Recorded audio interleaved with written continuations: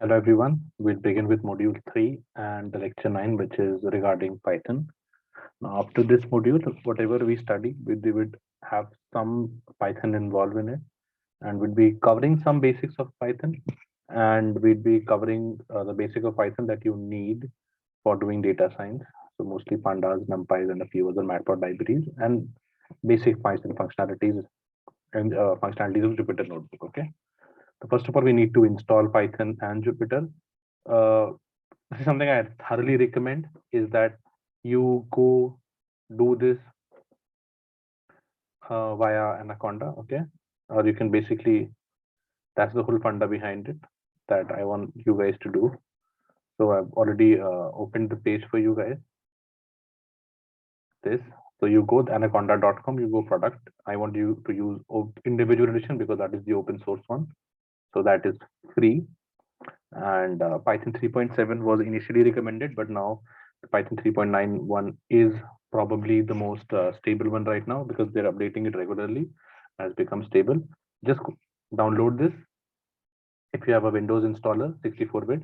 If you need Windows and Linux, Mac and Linux, the options right there. You click on this, you will get that, and you can see for 3.9 you have 64 and 32-bit. Please check my properties of your system or my info in Mac OS and so on, so that you know that whatever you need. Also, if you specifically want to get 3.7, you can click at the link which has the older installations, and you can go and get the Python 3.71. I'm using this Python 3.71.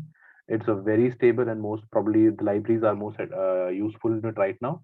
I would soon be upgrading to Python 3.9 when all the libraries start upgrading, but you can get it from here as well. So download it and run it like usual, and you should have it. Other than that, that's the recommended setting we have, and I want everyone to do it via this. Even if you're doing anything, this is the best way to install. If you have Python, you can do pip3, upgrade pip, and then you can install Jupyter via pip.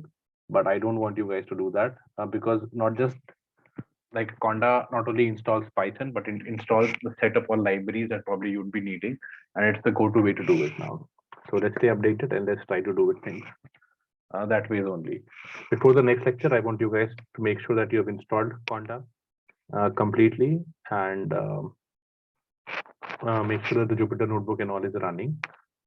So once you install Conda, you would get in your startup menu something like this. You can get Jupyter Notebook as an app like this. Okay, so that being said, I think that should you also get an Anaconda prompt from which you can open the Jupyter Notebook and other things. But other than that, mostly you want to open a Jupyter Notebook only. Once you open a Jupyter Notebook, something like this will open. Okay, either it will automatically open a default browser, or if you want to use another browser, what you do is you copy paste this address into your local browser. Right now, by default, runs on the port 8888 for a local host, and this becomes a token. This token can help you to make sure that your notebooks are password protected if you need it. Okay, so that be all, and that's it. Let's start with it from the next lecture. Let's start with trying to understand the overview for Jupyter Notebooks. Thank you.